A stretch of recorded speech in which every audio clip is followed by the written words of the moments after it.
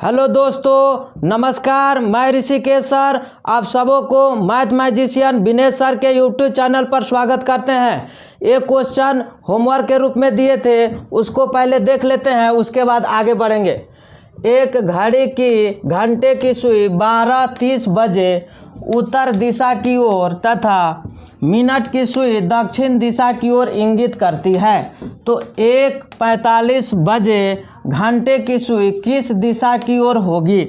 Option A दक्षिण पूर्व, option B दक्षिण पश्चिम, ऑप्शन सी उत्तर पश्चिम, ऑप्शन डी उत्तर पूर्व। और यह question RRC Jabalpur group D परीक्षा 2014 में पूछा है।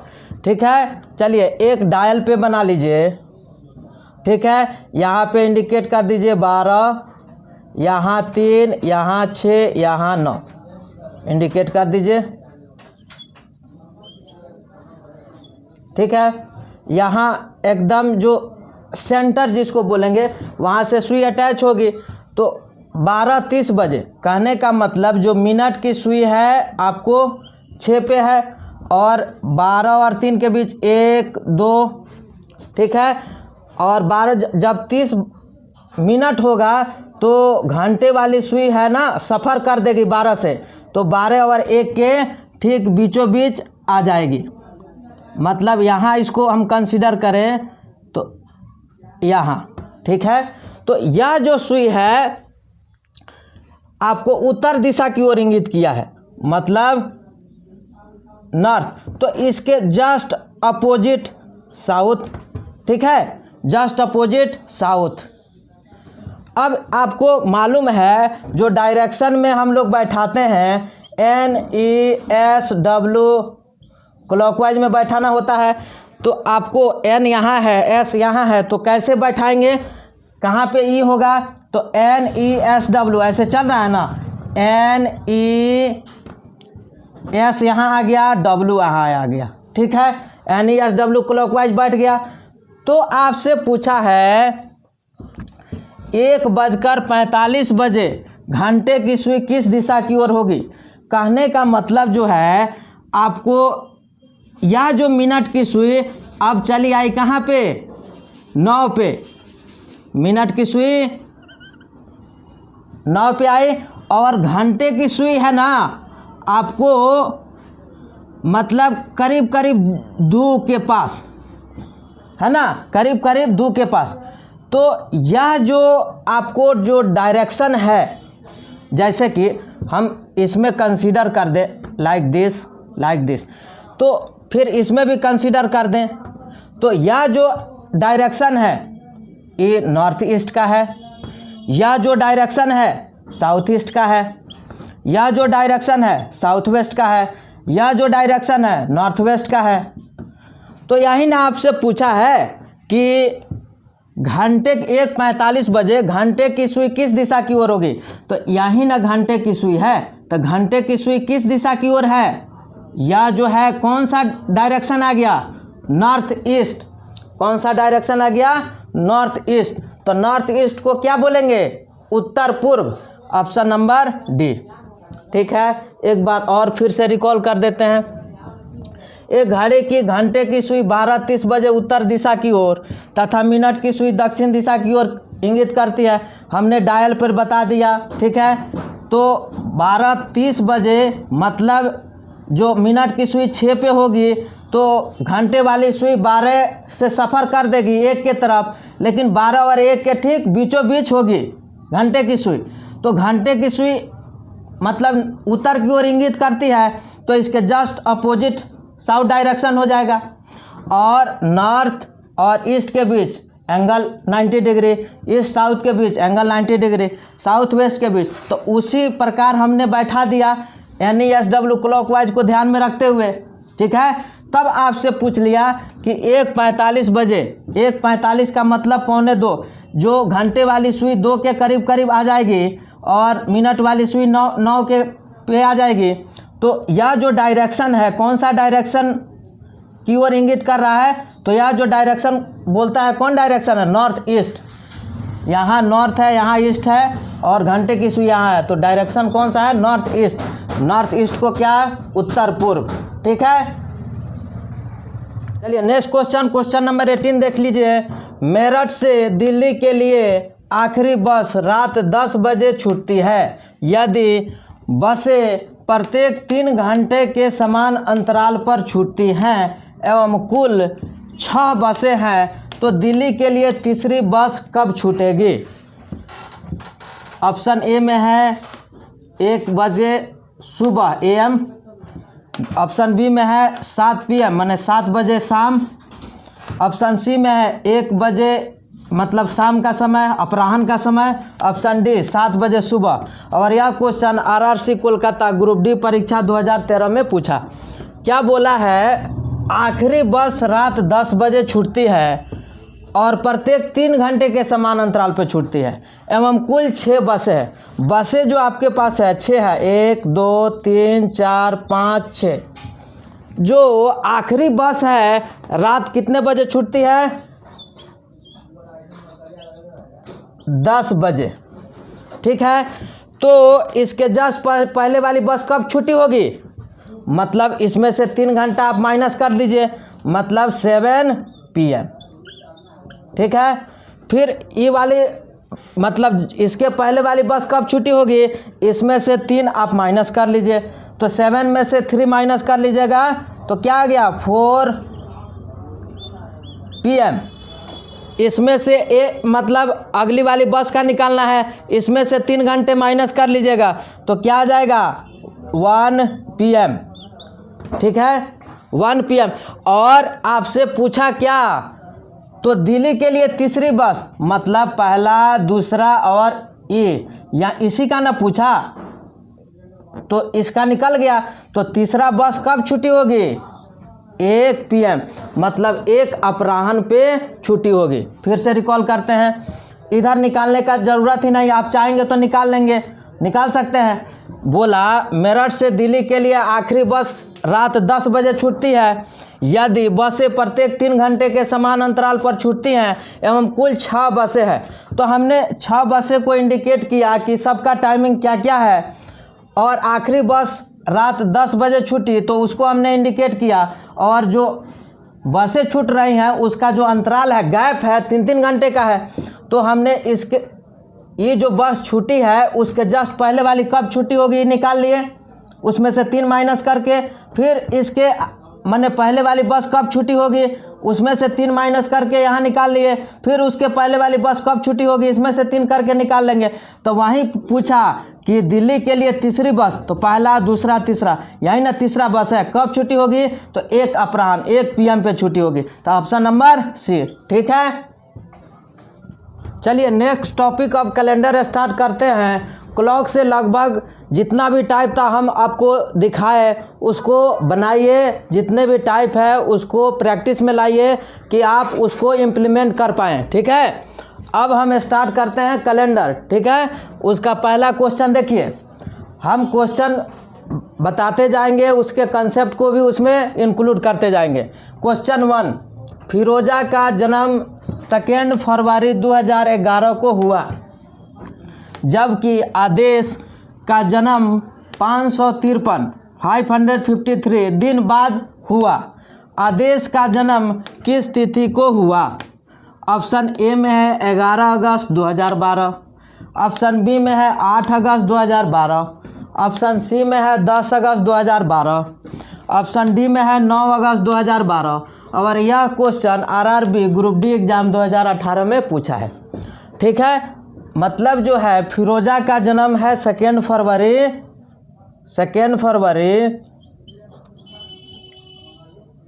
2011। ठीक है, अब आपको आदेश का जन्म निकालने के लिए इसके 553 दिन बाद जाना होगा। तो इसमें हम 365 दिन ऐड करते हैं, 365 दिन ऐड करेंगे तो देखिए क्या होगा। 2 फरवरी 2012 हो जाएगा क्या? 365 दिन ऐड करने के बाद अगला साल का आपको मतलब वही मतलब ईयर बदल जाएगा, डेट वहीं आ जाएगा।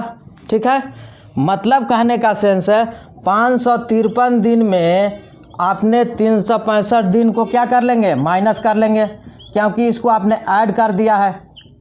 13 में से 5 गया 8, ये कितना हो जाएगा 14, 14 में से 6 गया 8, ये 4 बचा, मतलब 188 दिन का हिसाब किताब रह गया। और ऑप्शन में देखिए सब ईयर 2012 में है, 2012, 12, 12 और सब का डेट है अगस्त, अगस्त, अगस्त। तो आपको चलना पड़ेगा, मतलब इस डेट से लेके आपको आगे अगस्त तक जाना पड़ेगा। तो इसमें अभी जो 2 फरवरी आया ना, तो अभी फरवरी में कितने दिन बाकी रह गया, क्योंकि 2012 है, 2012 लीप ईयर है, तो इस लीप ईयर में कितने, फरवरी में कितने दिन होते हैं, 29 दिन। तो आपको कितने दिन हो गया इसमें, 27 दिन। ठीक है, अब देखिए मार्च में 31 दिन, अप्रैल में 30 दिन, मई में 31 दिन, जून में 30 दिन, जुलाई में 31 दिन और अगस्त तो आपको सब ऑप्शन में दे रखा है। तो पहले हम इतना का हिसाब किताब देखते हैं कि कितना दिन आया, सबको ऐड कर लीजिए। देखिए 7, 1 8, 1 9 और 1 10, कैरी का 1, तो 2 1 3, 3 6, 3 9, 3 12, 3 15, 3 18, मन 180 डेज यहाँ आया हुआ है। हमको हिसाब करना है कितना, 188 डेज का। तो हम लोग यहाँ तक आ गए थे, मतलब जुलाई तक का हिसाब कर दिया था। तो अगस्त में हम कितना दिन आगे बढ़ जाएंगे, तो 188 हो जाएगा, 8 दिन और बढ़ेंगे 188 होने के लिए, मतलब ऑप्शन जो होगा 8 अगस्त 2012 होगा। ठीक है, इस क्वेश्चन को एक बार फिर रिकॉल करते हैं। फिरोजा का जन्म 2 फरवरी 2011 को हुआ है, जबकि आदेश का जन्म 553 दिन बाद हुआ है। तो आदेश का जन्म किस तिथि को हुआ है, ये आपसे पूछ रहा है। तो 2 फरवरी 2011 को फिरोजा का जन्म है, उसमें 365 दिन आप ऐड कर दीजिएगा, तो अगले साल में चले जाइएगा उसी डेट को। ठीक है, तो अब आप क्या करना है, 553 दिन में से 365 दिन आपको माइनस कर लेना है, क्योंकि 365 दिन आगे बढ़ गए हैं। तो बचा कितना, 188 दिन। तो 188 दिन में देखिए ऑप्शन में आपको सब अगस्त में जाना है, मतलब जुलाई तक का हम हिसाब किताब कर लिए, जुलाई तक का हिसाब किताब किए तो 180 दिन आ रहा है, तो आपको तो लाना है 188 दिन। तो अगस्त में कितना दिन, 8 दिन ऐड कर देंगे तो 188 दिन हो जाएगा।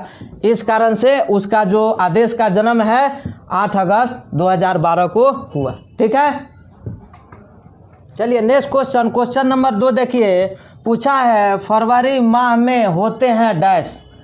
ऑप्शन ए में है 28 या 29 दिन, ऑप्शन बी में है 29 या 30 दिन, ऑप्शन सी में है 30 दिन, ऑप्शन डी में है 31 दिन।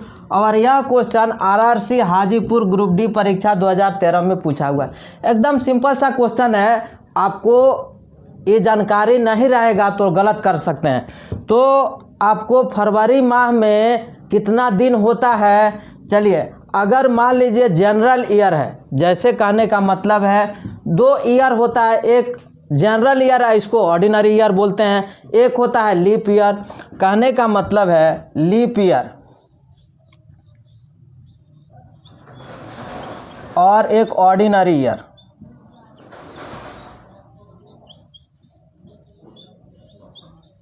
ठीक है, लीप ईयर में जो डे होते हैं कितना, 366 डेज होते हैं, और इसमें ऑर्डिनरी ईयर में 365 डेज होते हैं।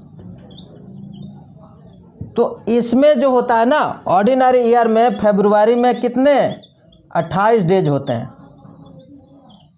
और लीप ईयर में फरवरी मंथ में 29 डेज होते हैं।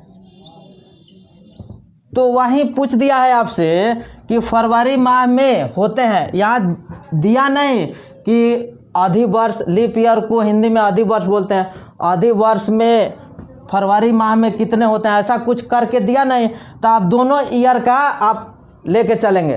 तो दोनों ईयर मतलब लीप ईयर में 366 दिन होते हैं, जिसमें फरवरी मंथ में 29 दिन होते हैं, और ऑर्डिनरी ईयर में 365 दिन होते हैं, उसके फरवरी महीने में 28 दिन होंगे। ठीक है, तो ऑप्शन आप क्या करेंगे, 28 या 29 दिन। ठीक है, ऑप्शन नंबर ए।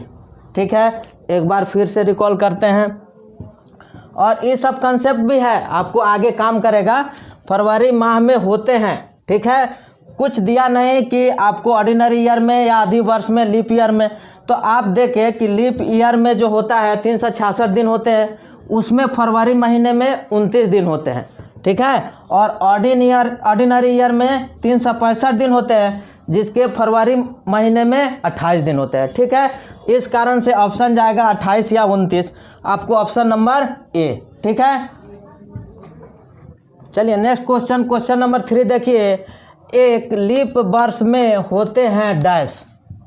देखिए इसमें ऑप्शन दिया हुआ है 52 सप्ताह और 3 दिन, बी में है 365 दिन, ऑप्शन सी में है 52 सप्ताह और 2 दिन, ऑप्शन डी में है 364 दिन। और यह question RRC Hajipur group D परीक्षा 2013 में पूछा है। ठीक है, आपको तो मालूम है लीप वर्ष में, जो कहने का मतलब है लीप वर्ष में कितने दिन होते हैं, 366 366 डेज। ठीक है, 366 डेज होता है। तो आपको इसको सबसे पहले देखिए, तो ये ऑप्शन में है, तो ये ऐसा तो नहीं है, लेकिन आपको सप्ताह और दिन में है, तो हम क्या इसको कन्वर्ट नहीं कर पाएंगे, कर लेंगे। देखिएगा, ये मतलब कहने का सेंस है, एक सप्ताह बराबर कितना, 7 डेज, मतलब 7 दिन। समझ गए? तो इस 366 को 7 से आप डिवाइड कर लीजिए, 366 को 7 से डिवाइड कर लीजिए, है ना। तो जो रिजल्ट आपको आया, देखिएगा क्या रिजल्ट आएगा, 7 5 जा 35, 7 5 जा 35, मतलब इसमें से एक बच गया आपको रिमाइंडर में 16, तो 7 2 जा 14, 7 2 जा 14, तो 2 बच गया ना। तो इसको आप, यह जो है ये 52 आया, क्या वीक आया, माने आपको 52 जो है सप्ताह आया, और जो बचा 2 वो क्या आएगा, दिन होगा, मतलब 52 सप्ताह 2 डे, है ना, 52 सप्ताह 2 डे, मतलब इसको दिन भी लिख सकते हैं। आपका ऑप्शन नंबर सी, 52 सप्ताह और 2 दिन, ऑप्शन नंबर सी। ठीक है, एक बार देखिए, बोला एक लीप वर्ष में होते हैं, तो लीप वर्ष में तो जानते हैं 366 दिन होते हैं, लेकिन आप ऑप्शन देखें तो कुछ ऐसा नहीं दिया। ऑप्शन सप्ताह और दिन में भी दे दिया, डे में भी दे दिया, लेकिन डे में आपको ऑप्शन नहीं मिला, तो इसमें सप्ताह में भी देखना होगा। तो आप सप्ताह में कैसे कन्वर्ट कर लेंगे, तो आप देखिए एक सप्ताह में 7 दिन, ठीक है, तो आप इस ओवरऑल डे में 7 से भाग कर लीजिएगा, तो सप्ताह में आएगा, और जो मतलब बचेगा, मतलब जो रिमाइंडर होगा वह डे होगा।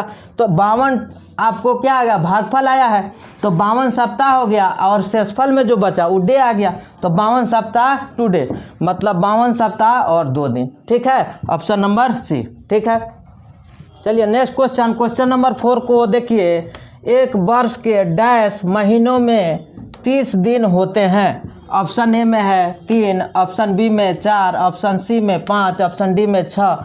और यह question RRC Ranchi group D परीक्षा 2013 में पूछा हुआ। आसान क्वेश्चन है, लेकिन आपको यह सब जबान पे होना चाहिए। ठीक है, चलिए देख लेते हैं। आपको जनवरी में, देखिए जनवरी में 31 दिन, फरवरी में क्या 28 या 29, ठीक है, मार्च में 31 दिन, अप्रैल में 30 दिन, मई में 31 दिन, जून में 30 दिन, जुलाई में 31 दिन, अगस्त में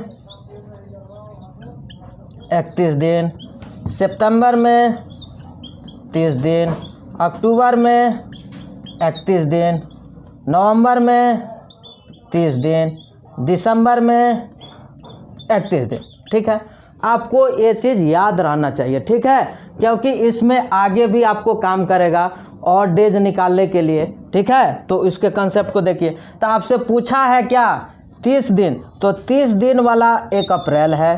ठीक है, 30 दिन वाला जून है, 30 दिन वाला महीना सितंबर है और नवंबर है। ठीक है ना, यही जो चारों महीने हैं उसमें 30 दिन होते हैं, अप्रैल में, जून में, सितंबर में और नवंबर में।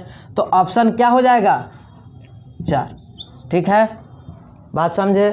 अब उसी प्रकार क्वेश्चन पूछ सकता है कि आपको एक वर्ष के डैश महीनों में 31 दिन होते हैं। तो देख लीजिए, आपको जनवरी में 31 दिन होता है, 1 मार्च में भी 31 दिन होता है, 2 मई में भी 31 दिन होता है, 3 जुलाई और अगस्त में भी 31 दिन होता है। तो इधर से कितना आता है 1 2 3 2 5 1 6 1 7, 7 महीनों में क्या होता है आपको 31 दिन होता है। ठीक है, तो कौन कौन से महीने आपको दिखाए 7 महीनों में 31 दिन, 4 महीनों में 30 दिन, तो 7 4 11 महीने, और 1 महीने बचे जो फरवरी, उसमें 28 या 29 दिन होते हैं। ठीक है, चलिए नेक्स्ट क्वेश्चन नंबर 5 देखते हैं। इनमें से कौन लीप ईयर है? ठीक है, क्वेश्चन मार्क। ऑप्शन ए में है 1982, ऑप्शन बी में है 1704, ऑप्शन सी में है 1945, ऑप्शन डी में है 1978। और यह question RRB Bangalore goods guard परीक्षा 2003 में पूछा है, आरआरबी हाजीपुर ग्रुप डी परीक्षा 2008 में पूछा है। देखिए, संयोग से ऐसा ऑप्शन में दिया है कि इसमें जितने भी ईयर आपसे पूछा, नॉन सेंचुरी ईयर पूछ दिया। अगर सेंचुरी ईयर पूछता तो आप कंफ्यूज होते, लेकिन नॉन सेंचुरी ईयर है तो कोई डरना नहीं है। देखिए, नॉन सेंचुरी ईयर किसको बोलते हैं? देखिए, नॉन सेंचुरी ईयर और सेंचुरी ईयर। सेंचुरी ईयर में लास्ट में 2 जीरो आएगा, मतलब जैसे देखिए 1900, 2000, ठीक है, आपको क्या 1600, ये सब जितने भी ईयर हैं ये किस में आएंगे? सेंचुरी ईयर में। और नॉन सेंचुरी ईयर में जिसके लास्ट में 00 नहीं आवे, मतलब ये जितने भी आपको एग्जाम्पल है ना 1982, 1704, 1945, 1978, आपको नॉन सेंचुरी ईयर के अंतर्गत आएंगे। तो नॉन सेंचुरी ईयर के अंतर्गत अगर आपको ऑप्शन में दिया हुआ है उसमें लीप ईयर चेक करना हो तो कैसे चेक करते हैं? डिवाइड करते हैं 4 से, मतलब डिवाइड करते हैं 4 से। अगर ये पूरी डिवाइड हो गए तो हम कहेंगे कि लीप ईयर है। तो ये हमारा कौन सा ये नॉन सेंचुरी ईयर है जितने भी दिया हुआ है। तो 4 से डिविजिबिलिटी के लिए क्या रूल है? मतलब कोई भी जो दिया हुआ है संख्या, उसके अंतिम 2 अंक चेक करते हैं कि वो 4 से डिवाइड है कि नहीं। देखिए, तो ये 4 से डिवाइड हो रहा है? नहीं हो रहा है। यहाँ पे आइए, हाँ 4 से डिवाइड हो रहा है।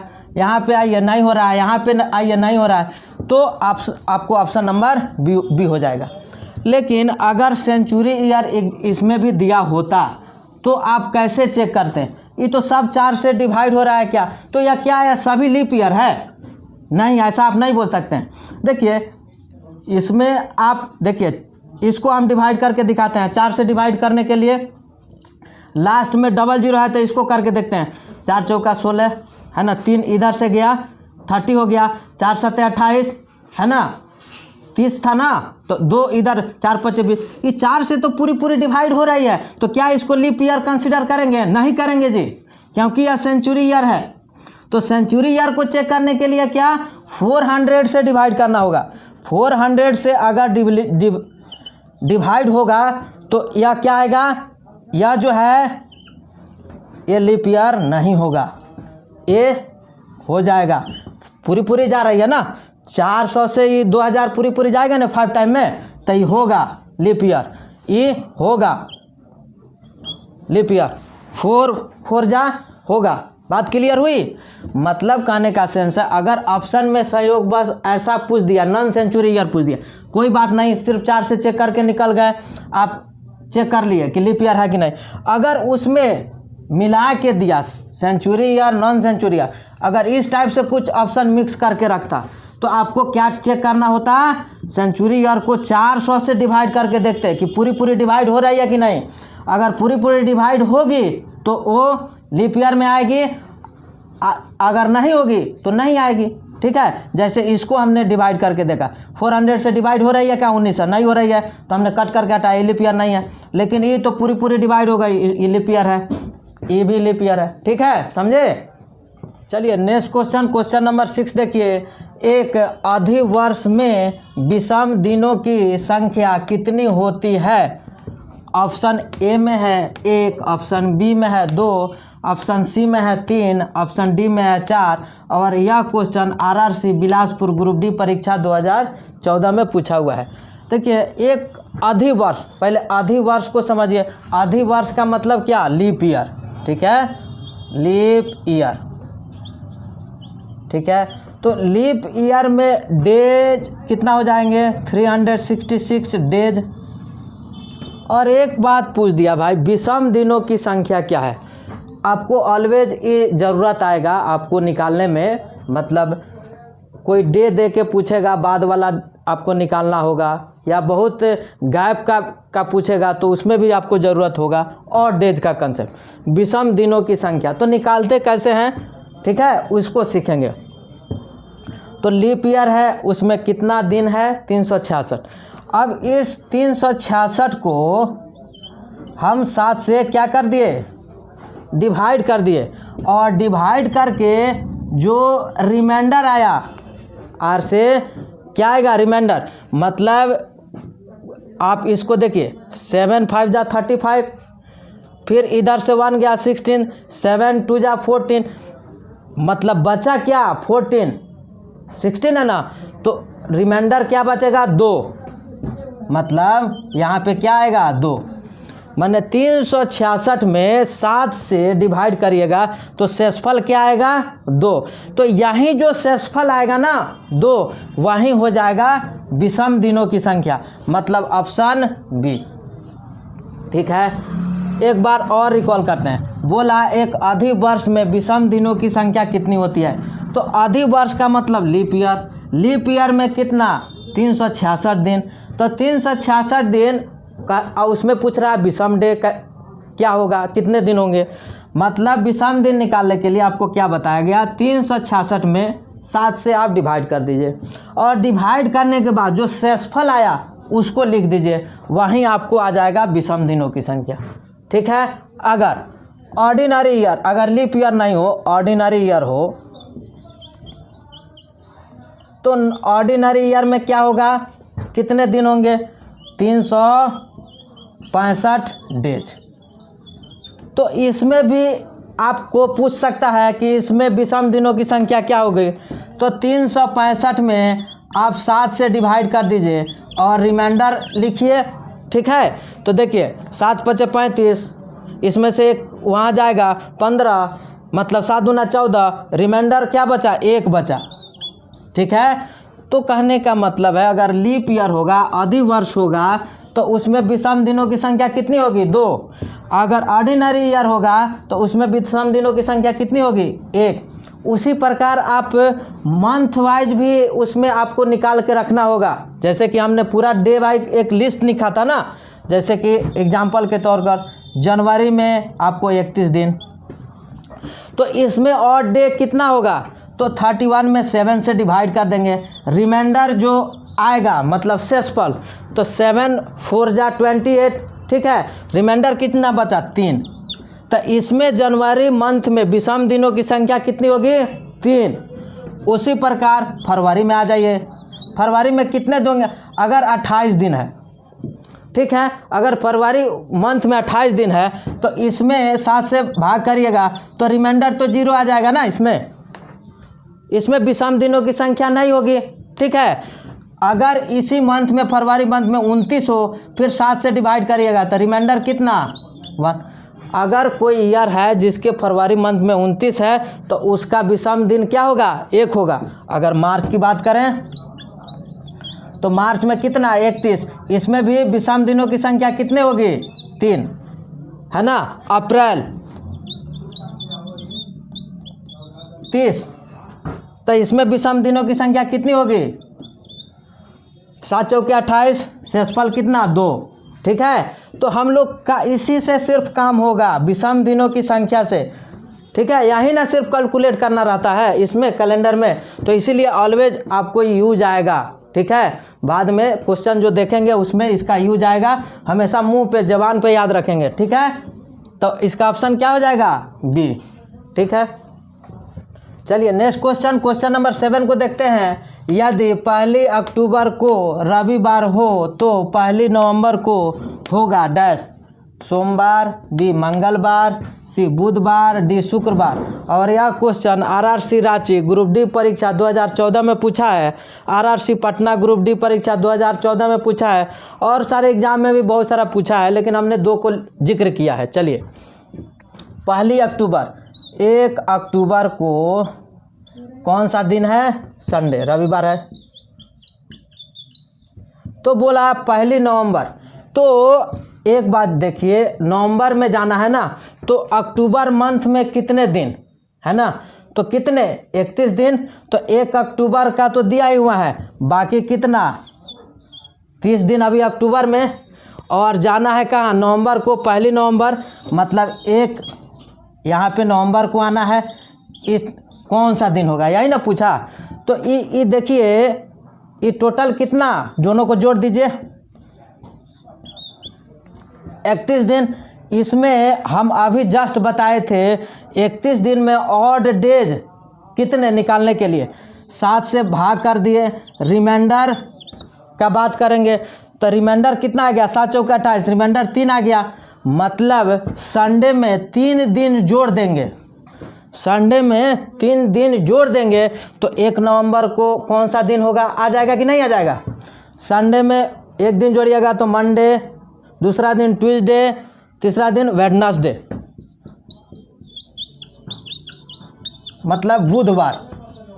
ऑप्शन नंबर सी, बुधवार। ठीक है, एक बार और फिर से, यदि 1 अक्टूबर को रविवार हो तो 1 नवंबर को होगा डैश, 1 अक्टूबर को संडे दिया हुआ है और हमको 1 नवंबर जाना है, तो इस अक्टूबर महीने में 31 दिन, तो 1 अक्टूबर का तो दिया हुआ है, तो बचा कितना? 30 दिन। हमको चलना है नवंबर तक, 1 नवंबर का, 1 नवंबर का ही पूछ रहा था, तो टोटली कितना दिन हुआ? 31 दिन। 31 दिन को हमने 7 से डिवाइड करके निकाल लिया ऑड डेज, ऑड डेज कितना आया? 3। संडे में 3 दिन जोड़ देंगे तो 1 नवंबर को वो दिन आ जाएगा। ठीक है, तो संडे में 1 दिन जोड़िएगा तो मंडे आ जाएगा, दूसरा दिन दीजिएगा ट्यूसडे, तीसरा दिन वेडनेसडे, मतलब बुधवार। Option number C. ठीक है, चलिए नेक्स्ट क्वेश्चन, क्वेश्चन नंबर 8 को देखिए। 11 अक्टूबर 2018 को गुरुवार था, 23 फरवरी 2019 को कौन सा दिन होगा? ऑप्शन ए में है गुरुवार, ऑप्शन बी में है शनिवार, ऑप्शन सी में है शुक्रवार, ऑप्शन डी में है रविवार। और यह question RRB group D exam 2018 में पूछा है। इस क्वेश्चन को हम होमवर्क के रूप में दे रहे हैं, इसका आंसर कमेंट के माध्यम से देना है आपको। जो लड़के इस वीडियो को नए देख रहे हैं, सबसे पहले इसको क्या कर लीजिए, आप सब्सक्राइब कर लीजिए कि कोई भी अपडेट यहाँ से जाए तो आपके पास तुरंत पहुँच जाए। आज का जो सेशन है अच्छा लगा होगा तो आप लाइक और शेयर करें। धन्यवाद।